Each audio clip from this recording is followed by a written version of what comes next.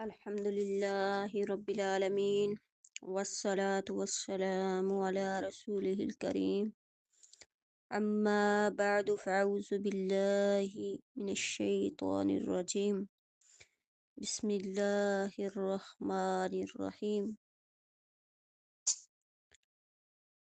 آج ہم سورۃ حجرات کی آیت نمبر 10 پڑھیں گے۔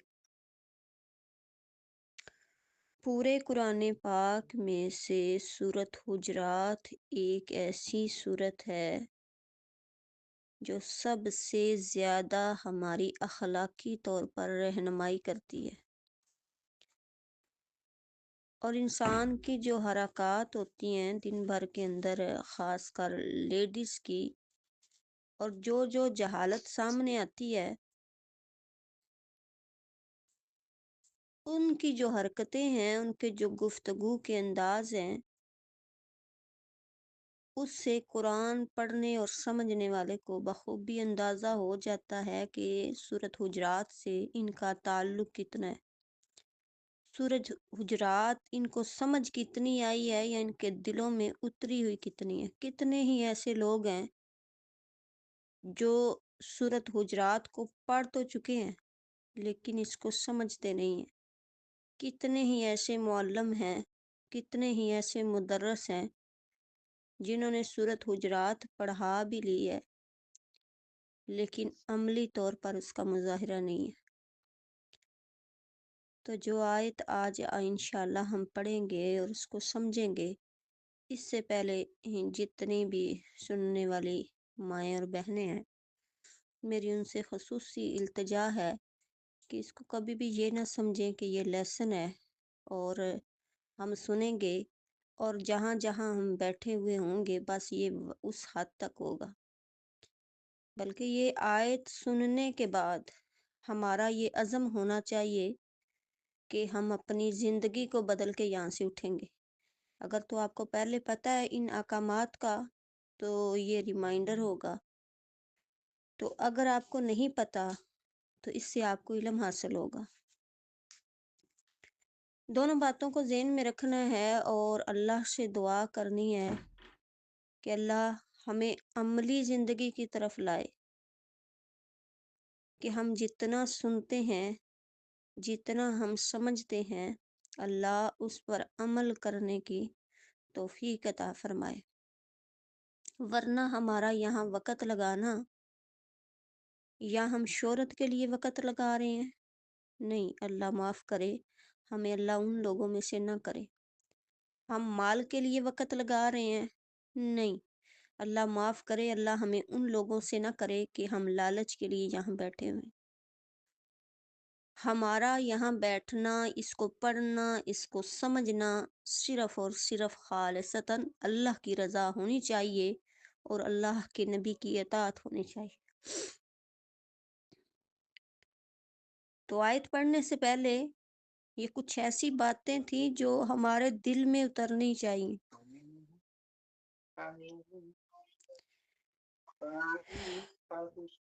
اعوذ باللہ من الشیطان الرجیم، بسم اللہ الرحمن الرحیم، انما المؤمنون اخوۃ فاصلحوا بین اخویکم۔ انما المؤمنون، بے شک جو مومن ہیں، اخوۃ، بھائی بھائی ہیں، فاصلحوا بین اخویکم، اپنے بھائیوں کے درمیان صلح کروا دو، واتقوا اللہ، اور اللہ تعالیٰ سے ڈر جاؤ، لعلکم، تاکہ تم پر ترحمون، رحم کیا جائے۔ جو ہم نے اس سے پیچھے والی سابقہ آیت پڑھی اس کے اندر تھا کہ دو مومن اگر آپس میں لڑ پڑے تو ان کی صلح کروا دی جائے۔ یہ ایک ایسا رشتہ ہے جو اللہ تعالیٰ نے مومنین کے درمیان قائم کر دیا ہے۔ زمین کے مشرق یا مغرب میں کوئی بھی شخص جو اللہ تعالیٰ، اس کے فرشتوں، اس کی کتابوں، اس کے رسولوں اور قیامت پر ایمان رکھتا ہے، وہ مومن ہے، وہ آپ کا بھائی ہے۔ وہ آپ کی بہن ہے۔ یہ ایک ایسا رشتہ ہے، یہ ایک ایسی اخوت ہے کہ جو اس بات کا سبب ہے کہ مومن اپنے بھائی کے لیے جو کچھ پسند کرتا ہے وہی اپنے لیے پسند کرے۔ حدیث میں ہے کہ آپ صلی اللہ علیہ وآلہ وسلم کا ارشاد ہے کہ مومن وہ ہے جو خود پسند کرتا ہے وہی اپنے بھائی کے لیے پسند کرے۔ اور دوسری جگہ پہ اللہ کے نبی صلی اللہ علیہ وآلہ وسلم نے فرمایا، مومن مومن کے لیے امارت کی مانند ہے، جو ایک دوسرے کو مضبوط کرتے ہیں۔ اور جب یہ بات کہی تو اللہ کے نبی نے ہاتھ کی انگلیوں کو ایک دوسرے میں ڈال کر دکھا دیا۔ جب یہ والی بات کی تو ہاتھوں کی انگلیوں کو ایک دوسرے کے درمیان ڈال کے دکھایا کہ ایسے۔ اور یہ بات ہم سوچیں کہ جس بات کو آپ صلی اللہ علیہ وآلہ وسلم نے فرمایا کہ ایک دوسرے سے مضبوط ہوتے ہیں، کیا جسم کی مانند ہے، کیا ایسا تعلق ہمارے اندر ہے؟ کیا ایسی محبتیں ہمارے اندر ہیں؟ کیا ایسی اخوتیں ہمارے اندر ہیں؟ جس علاقے میں، جس معاشرے میں ہم رہ رہے ہیں، وہاں پہ ہمارے ارد گرد تقریباً سارے ایسے ہیں جو اللہ تعالیٰ پر، فرشتوں پر، کتابوں پر، رسولوں پر، مرنے کے بعد جی اٹھنے پر سب ایمان رکھتے ہیں۔ تو کیا ہمارا رویہ ایسا ہی ہے؟ کیا ہم ایسا ہی سلوک کر رہے ہیں؟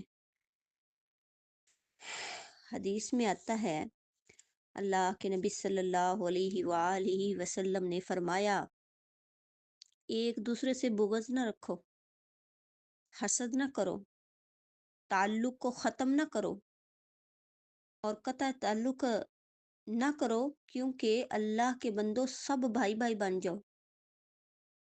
اور مسلمان کے لیے جائز نہیں ہے وہ کسی سے 3 راتوں سے زیادہ ناراض ہو۔ ہمارے جو روٹین ہے، کیا ہم نے کبھی یہ سوچا بغض رکھتے وقت کہ میں مومن ہوں، میرا تو اتنا زیادہ بغض ہے، کہ منہ پہ کچھ اور ہیں اور اس کے علاوہ ہم کچھ اور ہیں۔ ہمارے 2 چہرے نہیں بلکہ آج کل ہمارے 7 چہرے ہیں۔ کسی وقت کوئی چہرہ ہے اور کسی وقت کوئی چہرہ ہے۔ حسد کیا، دین والے سب سے زیادہ حسد میں پہلے نمبر پہ۔ دنیا والے بھی دنیا داری رکھ جاتے ہیں، لیکن دین والوں کو سارا کچھ پتا ہونے کے باوجود دیندار کا لیبل لگا کے اس سے سب سے آگے ہیں۔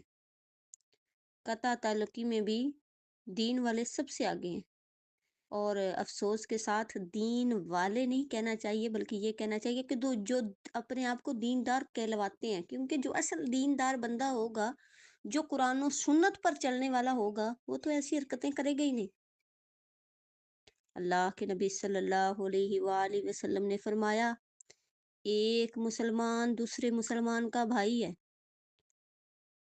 اس پر ظلم نہ کرے اور نہ ظلم ہونے دے، خود بھی ظلم نہ کرے، کسی دوسرے کو بھی ظلم نہ کرے، اور جو کسی بھائی کی ضرورت کو پوری کرتا ہے اللہ اس کی ضرورت کو پورا کرے گا، اور جو کسی مسلمان کی مصیبت کو دور کرے گا اللہ تعالیٰ اس کی مصیبتوں میں سے ایک سب سے بڑی مصیبت کو دور کرے گا۔ اللہ جو کسی مسلمان کے عیب چھپائے گا، اللہ کے نبی نے فرمایا اللہ قیامت والے دن اس کے عیب چھپائے گا۔ تو مجھے یہاں پہ نا ایک ہمارے گروپ میں بہت زیادہ لوگ ہیں، تو ایک کوئی سفید پوش بندہ 2 یا 3 سال ہوگا، انہوں نے ریکویسٹ کی کہ آپ ہمارے لیے یہ میسج لکھیں، حالات تنگ ہیں، نام نہ لکھیں، تو ہماری کوئی مصیبت ہے یا پریشانی ہے تو کوئی مالی طور پہ مدد کر دے، تو شاید کہ آپ کے کہنے کی وجہ سے کوئی مدد کر دے۔ تو اتنے 100 لوگوں میں سے 2 साल मुसलसल, ना लेने वाले का नाम ले रही हूँ ना देने वाले का। अल्लाह उनके पर्दे रखे और अल्लाह हर एक की मुसीबतों को दूर करे। सिर्फ वो एक ही बंदा इतने 100 लोगों में से दोनों दफा सिर्फ उसको ये आवाज आई कि कोई बंदा मुसीबत में है, कोई बंदा परेशानी में है, किसी कोई दुख में है। दोनों दफा, मतलब ये बात 1 महीने बाद नहीं, ये तकरीबन साल बाद और 2 साल बाद या इस तरह का ये वाकया हुआ। और दोनों, उस बंदे ने दोनों दफा सिर्फ उसका रिस्पांस है। हैरत की बात है भाई, इतने 100 लोगों में से एक ऐसा अल्लाह का वली या अल्लाह की वलिया मौजूद है कि जिससे अल्लाह ने ये नेकी लेनी थी। तो जब कोई ऐसा काम होता है, देखें अभी हम तफसीर पढ़ रहे हैं, तो जिसकी ये नेकी थी, जिसने किसी की मुसीबत को दूर किया, यकीनन अल्लाह उसकी क़यामत वाले दिन मुसीबतें दूर करेगा। तो मेरे ज़हन में फ़ौरन उसकी नेकी याद आई कि ऐसे भी अल्लाह के लोग होते हैं। अल्लाह हम सबको ऐसा बनाए कि हम किसी का दर्द महसूस करें, हम किसी का दुख महसूस करें और उसकी मुसीबत को दूर करने के लिए पुरज़म हों। कितने ही ऐसे वाक़यात हमारी आँखों के सामने हो जाते हैं कि हमें किसी का एहसास नहीं होता, तकलीफ़ नहीं होती। तो अगर मोमन बनना होगा तो हमें हमारे जो एहसासात हैं मुसलमानों के लिए, मोमन बहन भाइयों के लिए, उसको भी जगाना पड़ेगा। दो चीज़ें, शोहरत और माल, ये दुनियादारों को भी बड़ा मिल जाता है। हुँ? और जिसको मिल जाए ज़रूरी नहीं कि उसको ये दो चीज़ें जो हैं वो मिलें और अल्लाह उससे राज़ी हो। शोहरत और माल मिले और अल्लाह उससे राज़ी हो। ये दुआ किया करें कि अल्लाह हमें सिर्फ ऐसा बना दे कि हमसे तू राज़ी हो, और हमें अल्लाह के नबी की सुन्नत पर अमल करने वाला बना दे। रसूलुल्लाह सल्लल्लाहु अलैहि वसल्लम का फरमान है कि किसी भी नेक काम को हकीर ना समझो। मतलब छोटा सा भी कोई काम है तो हकीर ना समझो। अच्छा, इससे बड़ी बात ये ना हो कि आप किसी से मिलें और आपकी पेशानी पे बाल लो। ये नेकी भी बहुत बड़ी नेकी है। यानी आप मुस्कुरा के मिलें। फर्ज किया आप वैसे ही किसी को किसी महफिल में मिलते हैं, जब भी मिलते हैं तो आपके चेहरे पर मुस्कुराहट होती है, तो वो आपसे ना कुछ लेगा ना आपको देगा, लेकिन हमेशा उसके ज़हन में वो मुस्कुराहट चलेगी कि फ़लाँ मुझे मिलती है तो बड़ा खुश होके मिलती। ये वाली बात। और आप ये ना समझें कि ये नेकी नहीं है। प्यारे नबी ने फरमाया ये एक, इसको हकीर ना जानो, ये बहुत बड़ी नेकी है। तो इससे पता चला, हमें इस आयत से पता चला कि जितनी भी मोमन मोमन का भाई है, यानी जितनी भी हमारी बहनें हैं, वो सारी हमारी बहनें हैं। और ये जो दीन के रिश्ते हैं, ये खूनी रिश्तों से भी बढ़ जाते हैं। जैसे कि अल्लाह के नबी की जो अखुव्वत की मिसाल कायम हुई अंसार और मुहाजिर की, कि उन्होंने अपना आधा आधा माल अपने भाइयों को, मुहाजिरों को दे दिया। तो इसलिए जितनी भी ये दीन वाली बहनें हैं, ये सारी बहनें हैं। हम सारे क्या हैं? बहनें हैं। और सब के एहसासात जो हैं, जिनकी मोहब्बतें हैं, वो अल्लाह के लिए होने चाहिए। और सब के लिए, सबके जो हैं ज़हन, वो इसी बात पर हों कि सारे एक दूसरे, जब हम ये ज़हन में रखते हैं ना, मैं तो बहुत नेक हूँ और मेरे अंदर तो बड़ा तकवा है और मैं बहुत मालदार हूँ, फलां के पास तो इतना माल नहीं है। तो जब ये ऐसी बातें हमारे ज़हनों में आएंगी, तो यकीनन हमारे ज़हनों के अंदर वो गुरूर, घमंड, तकब्बुर जो है, वो जगह बना लेगा। तो इसलिए ये सोचना चाहिए कि अल्लाह के यहाँ सिर्फ वो, उसका इज्जत है जिसका तकवा ज़्यादा है। तो अल्लाह ताला ने फरमाया अगर तुम ऐसा करोगे तो फिर क्या होगा? लअल्लकुम तुरहमून, अल्लाह की रहमत हासिल होगी। تو اللہ تم پر رحم کرے گا۔ تو اس لیے یہ بات ثابت ہو گئی کہ اگر ہم جو ہے آپس میں بہنیں بہنیں بھائی بھائی مل کر رہیں گے تو آپس میں محبت کے ساتھ سلوک کے ساتھ، تو یہ ہمارے لیے سبب ہے کہ اللہ ہم پر رحم کرے گا۔ اور اگر آپس میں بغض ہوگا، حسد ہوگا، تو پھر اللہ کی رحمت ہم سے دور ہوگی۔ آگے ہے یا ایھا الذین آمنوا، اے لوگو جو ایمان لائے ہو۔ اللہ پاک نے یہاں پہ بھی خصوصی ایمان والوں کو مخاطب کیا۔ اللہ پاک نے یہاں پہ کسی عیسائی کو مخاطب نہیں کیا، اللہ پاک نے یہاں پہ کسی یہودی کو مخاطب نہیں کیا، کسی مجوسی کو مخاطب نہیں کیا، کسی کافر کو مخاطب نہیں کیا۔ اللہ پاک نے یہاں صرف مومنوں کو مخاطب کیا۔ مومن کون ہے؟ جو اللہ پر ایمان رکھتا ہے۔ مومن کون ہے؟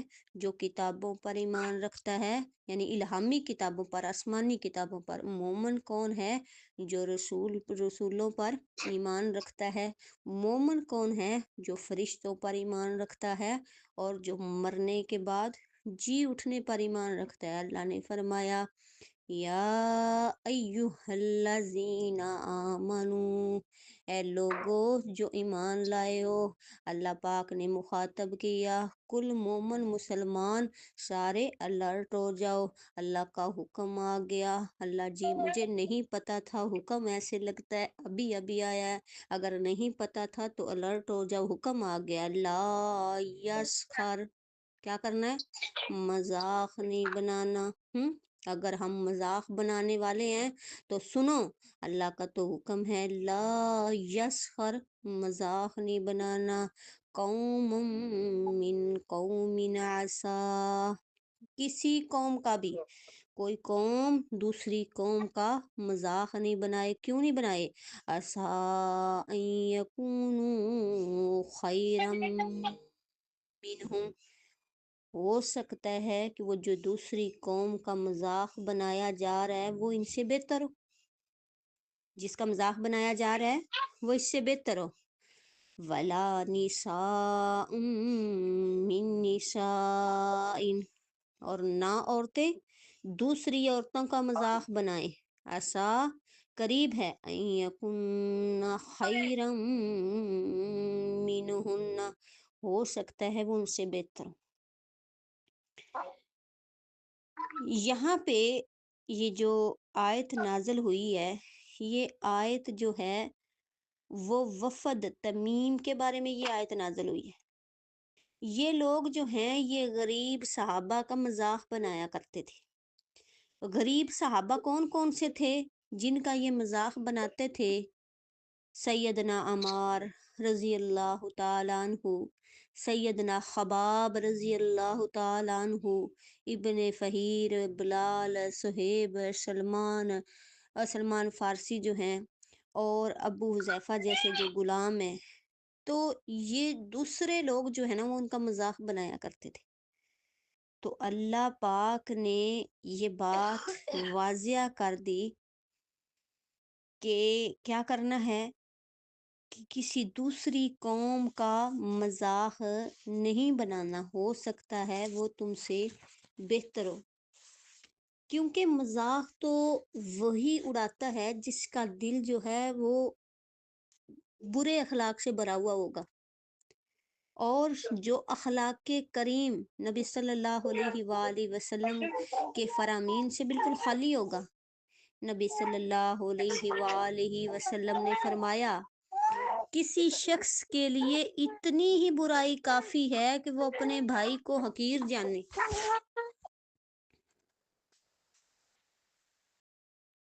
جی اللہ کے نبی صلی اللہ علیہ وآلہ وسلم نے فرمایا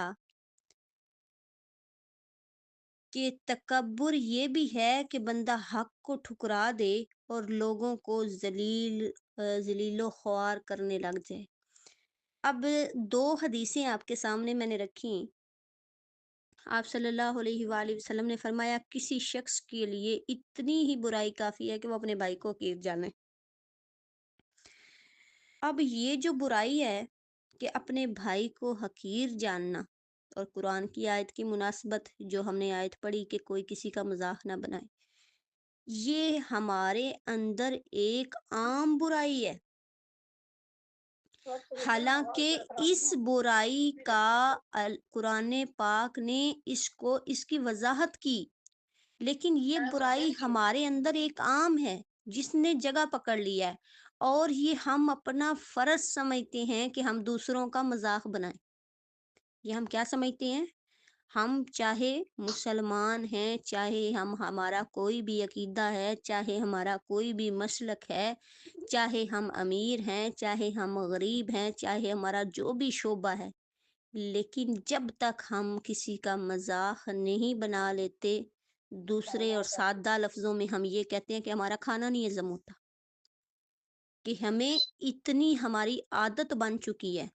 اگر ہم کسی فوتگی پہ جائیں تب بھی ہم کیا کریں گے؟ گھر آ کے ان کی فوتگیوں کا بھی مذاق بنائیں گے۔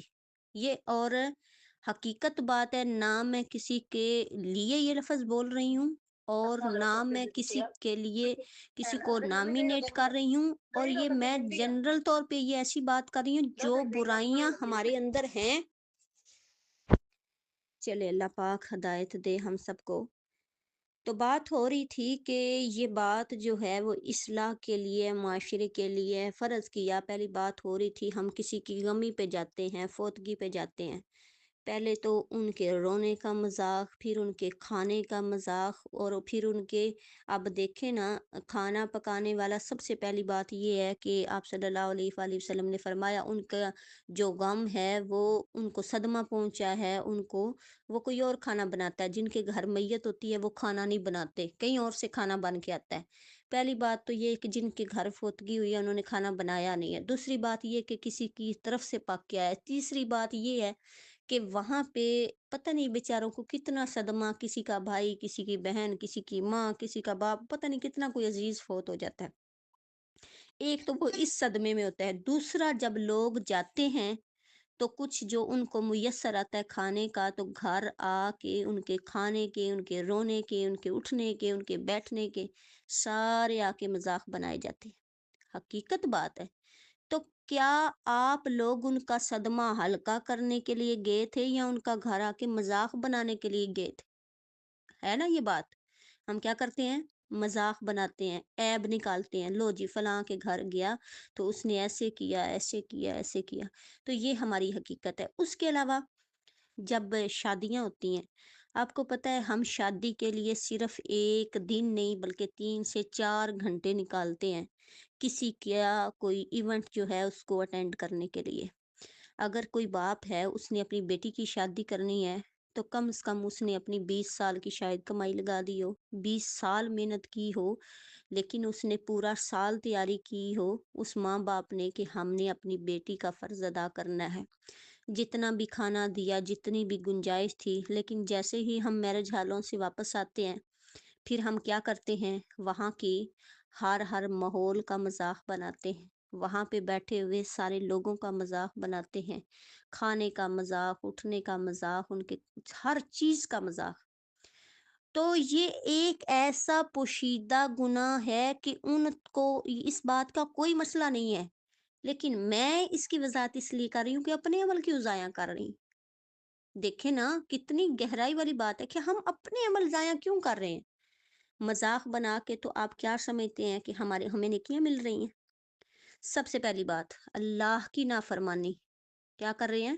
اللہ کی نافرمانی۔ سب سے دوسری بات، اللہ کے نبی کی نافرمانی ہم کر رہے ہیں۔ تیسری بات یہ کہ اپنے اخلاق کو گرا رہے ہیں۔ یہ ہماری اخلاقی برائی ہیں۔ پہلے مائیں ایسا کرتی ہیں، پھر مائیں بچوں کے سامنے کرتی ہیں، پھر ان کے بچے کرتے ہیں۔ جب ہم بچوں کو منع نہیں نہ کرتے، سامنے کرتے ہیں، فرض کیا غیبتیں کرتے ہیں، خاوند کی غیبتیں کرتے ہیں، اپنے سسرال والوں کی کرتے ہیں، یا کسی کی بھی کرتے ہیں، تو پھر جب ان بچوں کو زبانیں لگ جاتی ہیں وہی انداز بچے اپناتے ہیں۔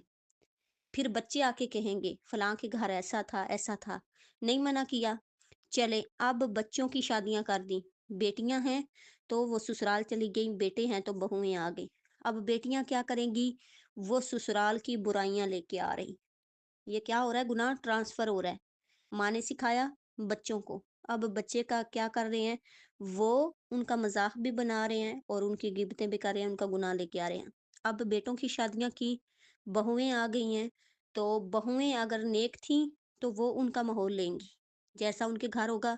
फर्ज किया कि अगर वो खुद करती थी ऐसा मजाक बनाती थी, जब वो उनके घर का माहौल देखेंगी कि ये तो ऐसा, यहाँ तो कुछ नहीं होता, उनको सुलझा दिया जाता है, समझा दिया जाता है। तो बात ये है कि आज से हम ये आयत पढ़ने के बाद हमारे लिए बेहतर से बेहतरीन, हमारी दुनिया और आखिरत के लिए बेहतरीन ये है कि हम क्या करें, आज के बाद इस बात की तौबा कर लें कि हम जहाँ भी जाएं, जहाँ भी बैठें, जहाँ भी जाएं, फोतगी हो, शादी हो, किसी का कोई भी, वहाँ हम क्या करें, एक दूसरे का मजाक न बनाएं। और उसके बाद वला निसा मिन निसाइन, और स्पेशली ये किससे बात हुई है, औरतों से। इसका मतलब है सबसे ज्यादा बुराई किसके अंदर होती है, ये इस बात की, औरतों के अंदर। खास तौर पे औरतों के साथ वजात क्यों की, मजाक उड़ाने और हकीर जानने के लिए ये हुक्म क्यों औरतों के लिए, कि औरतों के लिए ये बिल्कुल हलाल नहीं कि वो अपनी मोमना बहन को हकीर जाने।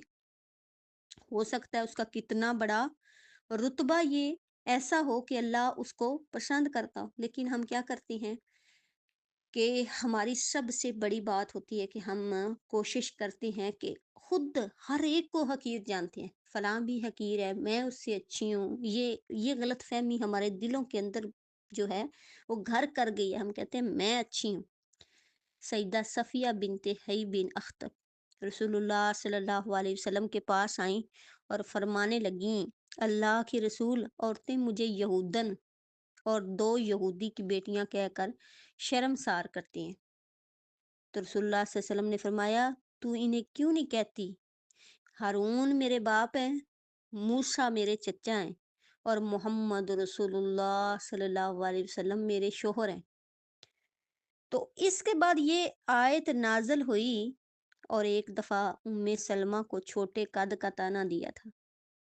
अब ये देखें कि अगर हम अपने आप को इस से अलग करते हैं, नहीं जी ये बातें हमारे लिए नहीं है, तो नबी की बीवियों से ज़्यादा कोई अहम हो सकता है?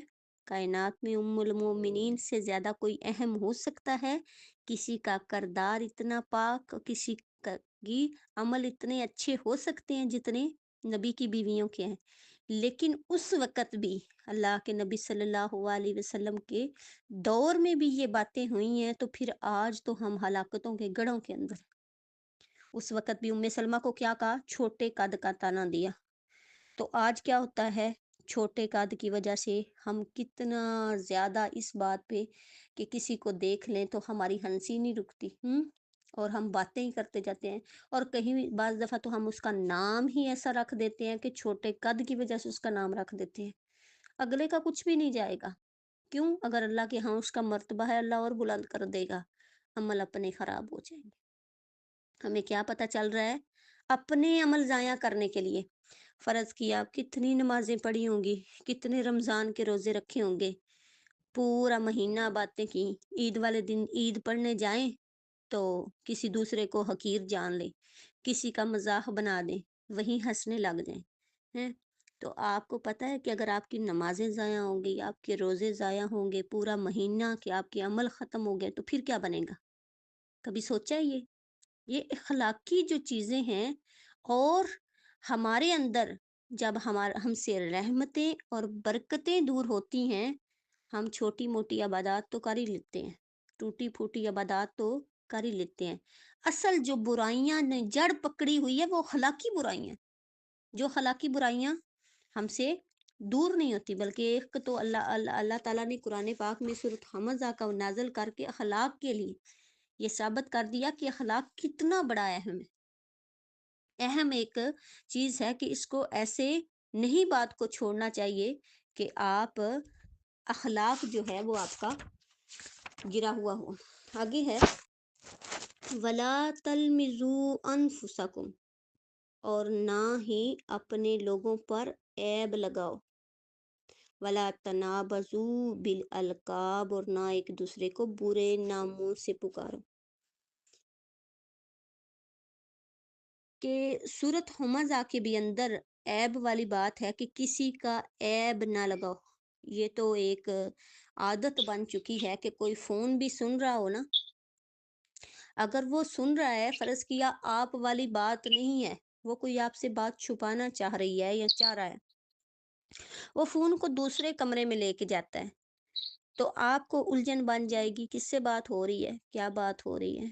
تو یہ عیب ہوتا ہے۔ یہ کیا ہے؟ آپ کسی کا عیب ہو سکتا ہے کہ وہ یہ ایسی پرسنل گفتگو کر رہی ہو جو آپ کو وہ نہیں بتانا چاہ رہا یا بتانی چاہ رہی، تو بالکل بھی غصہ نہیں کرنا چاہیے، بالکل بھی اپنے لہجوں کو بدلنا نہیں چاہیے۔ اور اگر کسی کی کوئی ہمسایوں کے گھر کوئی اونچی آواز آ جائے، اگر وہ آپ کو نہیں بتانا چاہ رہے، تو بالکل بھی اس بات کے پیچھے نہ پڑیں، نہ رشتہ داروں کے پیچھے پڑیں کہ کیا ہوا، کدھر ہوا، کیوں ہوا۔ اس بات کے عیب نہ لگائیں، یہ بہت سخت سے منع ہے، اور اس سے بھی اپنے عمل ضائع ہونے کا خطرہ ہے۔ ولا تنابزوا بالالقاب، اور کیا، ایک دوسرے کو برے ناموں سے نہ پکارو۔ یہ جو آیت ہے یہ بنو سلمہ کے بارے میں نازل ہوئی۔ رسول اللہ صلی اللہ علیہ وآلہ وسلم جب مدینہ میں آئے تو ہر شخص کے دو دو تین تین نام تھے۔ رسول اللہ صلی اللہ علیہ وسلم ان میں سے کسی کو کسی نام سے پکارتے تو لوگ کہتے اللہ کے رسول اس نام سے نہ بلائیں، کیونکہ یہ تو اس نام سے چڑھتا ہے۔ اور اس وقت یہ آیت نازل ہوئی۔ اب یہاں پہ کتنی بڑی اہم بات جو ہے اس کا پتہ چلا کہ اگر کسی کو کسی بات سے، کسی نام سے غصہ آتا ہے، اس کا کوئی ایسا نام رکھا ہوا ہے کہ جس سے غصہ آتا ہے، فرض کیا اگر کوئی اس کا سیدھا نام ہے تو اس کا سیدھے نام کو تھوڑا الٹا کر کے بلایا جاتا ہے، تو وہ غائبانہ طور پہ بلا رہے ہیں۔ اب بہت ساری ایسی مثالیں ہیں، تو اس کو غائبانہ طور پہ اس کا نام بلایا جا رہا ہے، لیکن جب بندہ جیسے ہی اس کے منہ پر آتا ہے تو نام سیدھا کر لیتا ہے۔ کیوں؟ کہ وہ تو سنے گا تو اس کو غصہ آ جائے گا کہ میرا یہ نام الٹا بلا رہا ہے، تو اس لیے ہم اس کو سیدھا کر لیتے ہیں۔ تو اس کا مطلب ہے جو بات آپ کسی کے منہ پہ نہیں کہہ سکتے، وہی نام جو ہے وہ الٹا ہے، اور اس کو منع کیا گیا ہے کہ ایسا نہیں بلانا۔ اب اللہ کے نبی مدینہ آئے تو اللہ کے نبی صلی اللہ علیہ وآلہ وسلم کو اس بات کا نہیں پتہ تھا کہ کس کس کا نام الٹا لیے جاتے ہیں اور کس کے سیدھے، اور لوگ اسپیشل بتاتے کہ آپ کو ان کے اس نام سے نہ بلائیں، وہ چڑھتا ہے۔ تو ایسے ہی ہوتا ہے، ہم پہلے یہ گھروں میں کام کرتے ہیں، اپنے بچوں کو ستاتے ہیں، اور پھر اس کے بعد ہم یہ کردار ادا معاشرے میں بڑی دلیری کے ساتھ کرتے ہیں، نام رکھ کے اگلا بندہ بے شک روتا اور پیٹتا رہے، ہم اس کے مختلف نام ایسے پکارتے ہیں۔ نام رکھ لینے چاہیے، لیکن جو القاب خوبصورت ہوں اور اگلے کی عزت میں اضافہ کر دیں، اگلے کی شان کو بڑھا دیں، اور اس کو پسند ہو کہ مجھے ایسے نام سے بلائیں، تو ایسے نام کے ساتھ اس کا نام رکھ لیا جانے میں کوئی حرج نہیں ہے۔ سیدنا حسن رضی اللہ تعالیٰ عنہ فرماتے ہیں جب کوئی یہودی یا عیسائی مسلمان ہوتا تو اس کے بعد مسلمان اسے یہودی یا عیسائی کہہ کر پکارتے تھے، تو اللہ پاک نے منع کر دیا، بھئی پہلے وہ یہودی تھا لیکن اب تو مسلمان ہو گیا نا، اب تو نہ اس کو بلائیں۔ ایسے ہی پہلے کوئی کیا تھا؟ عیسائی تھا، لیکن عیسائی اسلام لانے کے بعد اب تو اس کی عیسائیت ختم ہوگی، اب اس کو عیسائی کہہ کر نہ بلائیں، پھر اس کو غصہ آئے گا۔ تو پھر جو اچھی لقبات ہیں، جیسے سیدنا ابو بکر کو اللہ کے نبی نے جیسے صدیق کا، سیدنا عمر رضی اللہ تعالیٰ عنہ کو فاروق کا، سیدنا عثمان کو ذو النورین کا، تو اس طرح سیدنا خزیمہ رضی اللہ تعالیٰ عنہ کو شہادتین کا، اور حضرت ایسے ڈھیر سارے ایسے صحابی ہیں جن کی بہت لسٹ لمبی ہے۔ اس میں سے اللہ کے نبی صلی اللہ علیہ وسلم نے سیدنا خالد کو سیف اللہ، اور جو ہے سیدنا حمزہ کو اسد اللہ، اس طرح کے لقبات جو ہیں وہ دیے، اور ایسے حدیث میں ڈھیر سارے ایسے نام ہیں کہ جو پیارے پیارے القابات سے۔ تو اسی لیے اگر آپ نے کسی کا لقب رکھنا ہی ہو तो उसको खूबसूरत लक़ब से पुकारें कि जिससे उसे गुस्सा ना आता हो। लेकिन हम ढूँढते ही वो हैं जिस पे उसे गुस्सा आए, जिस पे वो चिढ़े, हैं? तो इस तरह का नाम जो है वो खुद भी ना पुकारें और बच्चों को भी। और एक इसके साथ-साथ माँओं को एक और नसीहत है, जब हम नाम रखते हैं ना बच्चों के, तो असलियत जो नाम होती है ना, वो कोई और होती है, और उसकी जो थोड़ा बहुत निकनेम है ना उसका, कोई और बुलाया जाता है। फिर नाम ढूँढना पड़ता है, इसका नाम क्या है? इसका ये नाम है, हम ये लेते हैं। तो मेरी बात सुनें, इतना तकल्लुफ़ ना करें, फिर जो आप लेते हैं ना वही आप नाम रखें। और एक बात, और जो जब हम नाम रखते हैं ना, तो बापों के नामों को पीछे कर दे के साथ बीबी लगा दिया, साथ कंवल लगा दिया, साथ नूरीन लगा दिया, साथ फलां लगा दिया, फलां लगा दिया। सारी बातें हक पे हैं, लेकिन बाप के नाम को सामने रखा करें, साथ छोटा नाम रख के बाप का नाम पूरा लिया करें। और जब आप घर से नाम लेंगे पूरा, तो कभी भी ऐसा नहीं होगा कि उसके बाप का नाम ढूँढना पड़े या उसकी असलियत नाम की ढूँढनी पड़े। पहले माएँ खुद ये गलतियाँ करती हैं, और पता नहीं क्या-क्या जो-जो भी लाड के नाम है लेती हैं, और उसको वही लाड का नाम उसको फ़ेमस करके, तो फिर बड़े होके अगर कोई काका कह रहे तो वो बड़े होकर भी, बूढ़ा होके भी काका ही कहलवाता है। कोई काकी कहते हैं तो उसको बड़े होकर भी काकी ही कहलवाते हैं। कोई रानी कह रहा है तो उसको बड़े होकर भी रानी ही बोला जाता है। तो अगर आप अपने बच्चों के नाम पूरे चाहती हैं कि हम इनको पूरे, तो आप अपनी गोदों से लेके शुरू करें, उनका पूरा नाम बुलाएं। जब आप उनका पूरा नाम बुलाएंगी, तो कैसे, मैं भी एक माँ हूँ, ये कैसे हो सकता है कि उनके नाम कोई और जो है। तो ये उल्टे नाम लेने से सबसे पहले जो है वो किरदार माँ बाप अदा करते हैं। तो ये भी कोशिश करें कि अपने बच्चों के पूरे नाम लें। और जब बच्चों के पूरे नाम लिए जाते हैं, तो यहाँ पे एक वाकया भी याद आया। तो एक बंदे का नाम अब्दुल्ला था। तो उसको सारे जो हैं वो, कोई उसको कुछ कहे कोई कुछ कहे, तो एक दिन वो बहुत, जब उसकी माँ वफात पाती है तो वो बहुत ज़्यादा रोया। लोगों ने पूछा कि आप क्यों रो रहे हैं? ये एक वाकया है, अल्लाह पाक ने, मतलब है कि कुल्लू नफ्सिन ज़ाइक़तुल मौत, हर बंदे ने मरना है, तो आप इसको तस्लीम करें, चलें, आपकी माँ थी, दुख को, गम को हल्का करें। तो उसने कहा, एक गम अपनी जगह पे है, लेकिन मेरी माँ ऐसी थी कि जिसने हमेशा मुझे मोहम्मद अब्दुल्ला बुलाया था, या जिस तरह भी, जैसे भी, अच्छा नाम, पूरा नाम। तो आज के बाद मैं ये सोचता हूँ कि मुझे इस लक़ब से कौन पुकारेगा, पूरा नाम मेरा कौन लेगा, और खूबसूरत अल्फाज में। तो माएँ जब लेती हैं ना, तो बच्चों के हौसले बुलंद हो जाते हैं जब पूरा नाम लेती हैं। तो पूरा नाम लेके बुलाएं, और जब आप पूरा नाम लेंगी ना, यकीन करें, खासकर माँओं को, तो कभी भी आपको लंबे नाम नहीं लगेंगे।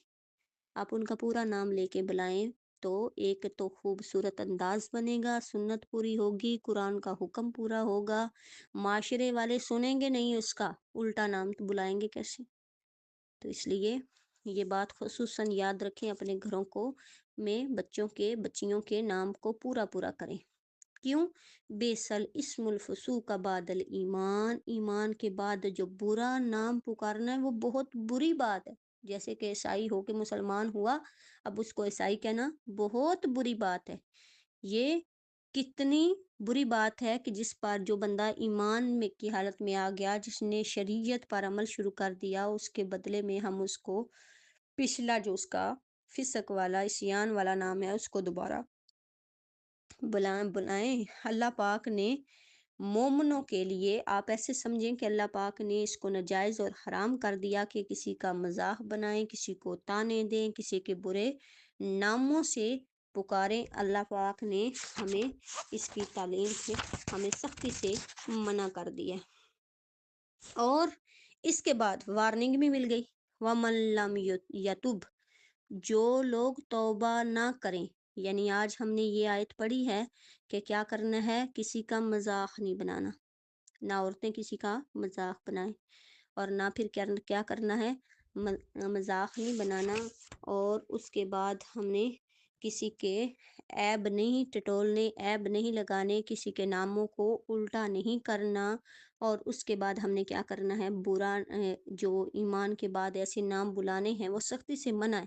اگر یہ سارے کام جتنے بھی آج کا لیکچر ہم نے سنا ہے، اگر توبہ نہ کریں، یعنی ہم نے اگر پہلے کسی کا غریبوں کا مذاق بنایا ہے، چھوٹے قد والا کا بنایا ہے، کالے رنگ والوں کا بنایا ہے، جتنے بھی مسلمانوں کا مذاق بنایا ہے، جتنوں کی بھی نام الٹائے ہیں، اور اگر ہم توبہ نہ کریں، آپ ایسے ہی سمجھیں کہ یہ ہمارے لیے، سب کے لیے، ومن لم یتب، جو لوگ توبہ نہ کریں، کسی کو حقیر جانیں، یعنی اپنی شہرت، اپنا مال، اپنا تکبر سامنے لے کے آئیں، مذاق بنائیں، اس کی نکتہ چینی کریں، پھر وہ کیا ہے، فَأُولَئِکَ هُمُ الظَّالِمُونَ، وہ لوگ ظالم ہیں۔ اور ظالم پتہ ہے کون لوگ ہوتے ہیں؟ جو اللہ کے عذاب کے مستحق ہوتے ہیں، جو اللہ کے غصے کے مستحق ہوتے ہیں۔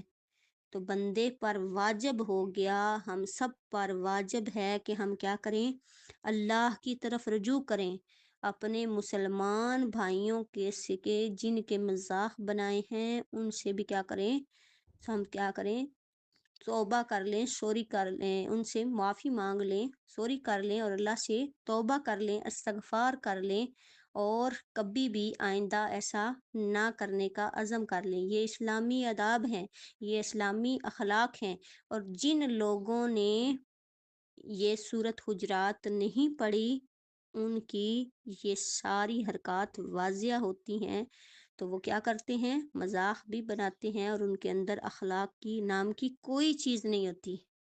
اور انسان اگر اپنی پیدائش کی حقیقت کو سمجھ لیتا ہے تو اس سے اپنی جو بڑائی ہے اس کا جذبہ ختم ہو جاتا ہے، پھر اس کے ذہن میں یہ نہیں رہتا کہ میں بڑا ہوں۔ کیوں؟ آپ کی پیدائش کا طریقہ بھی ایک ہے، اور آپ نے ایک ہی جگہ پہ جانا ہے، قبر میں سب نے ہی جانا ہے، تو اس لیے غرور ختم ہو جاتا ہے۔ اگر بندہ اپنی خوراک کی حقیقت کو سمجھ لے، پھر بھی سمجھ آ جاتی ہے کہ پھر میں نے کیا کرنا ہے، میرے سے بڑائی کا جذبہ ختم ہو جاتا ہے۔ اور جب بندہ اللہ کو پہچان لیتا ہے، اللہ کی عظمت کو جان لیتا ہے، پھر سے بھی اس کا غرور ختم ہو جاتا ہے۔ اور جب بندہ اپنی موت پہ غور کرتا ہے تو پھر بھی اس کے اندر سے غرور ختم ہو جاتا ہے۔ یہ غرور ختم کرنا اور دوسروں کو حقیر جاننا، یہ جو ہے ہمارے اندر جو برائی ہے نا حقیر جاننے والی، یہ ختم تب ہوگی جب ہم ان باتوں پر عمل کریں گے کہ موت کو یاد رکھیں گے، آخرت کو یاد رکھیں گے، اور پھر ہم اللہ کے مرتبے کو سمجھیں گے، تو پھر ہمیں سارے یہ لگیں گے کہ ہمیں سب سے زیادہ جو عزیز لگے گا وہ یہ لگے گا کہ جو نمازیں زیادہ پڑھتا ہے، جو اللہ کے زیادہ قریب ہے۔ پھر ہم کسی کو حقیر نہیں جانیں گے، ورنہ ہم کیا کرتے ہیں، سب کو یہ سمجھتے ہیں کہ میں تو بڑی چیز ہوں، فلاں کچھ بھی نہیں۔ تو ہو سکتا ہے پتہ نہیں ساری رات سب رب سے کتنی اس نے توبہ کی ہو، رب کے پاس کتنے اچھے جو ہے اس کا تعلق کتنا رب سے جڑا ہوا ہو۔ تو آج کی آیات پڑھنے کے بعد اگر ہم نہیں کرتے تو پابند ہو جائیں اور مزید اس پر عمل کریں، اور اگر ہم کرتے ہیں تو آئیے مل کے توبہ کریں، استغفر اللہ و اتوب الیہ، کہ اللہ ہمیں ان برائیوں سے بچا لے، کہ ہماری جو عبادات ہیں وہ قبول ہو جائیں، کل یہ نہ ہو کہ قیامت والے دن اللہ ہماری جو محنتیں ہیں وہ ہمارے منہ پہ مار دے کہ تم تو وہ لوگ تھیں، تم تو وہ عورتیں تھیں جو تنہائیوں میں کیا کرتی تھی، مذاق بناتی تھی، نام الٹے رکھتی تھیں، اور لوگوں کے سامنے نمازیں پڑھنے والی اور بڑی نیکوکار بنتی تھیں، اور اصلیت تمہاری یہ ہے، اور اللہ کو تمہاری ان جو ہے وہ اس کی تمہارے عملوں کی ضرورت نہیں ہے۔ تو یہ بہت بڑی بات ہے، یہ چھوٹی بات نہیں ہے۔ جب قرآن نے جس بات کا حکم دے دیا، جس بات کا حکم دے دیا، وہ اس کا مطلب ہے ہم اگر عمل نہیں کریں گے تو ہمارے عمل ضائع ہو جائیں گے۔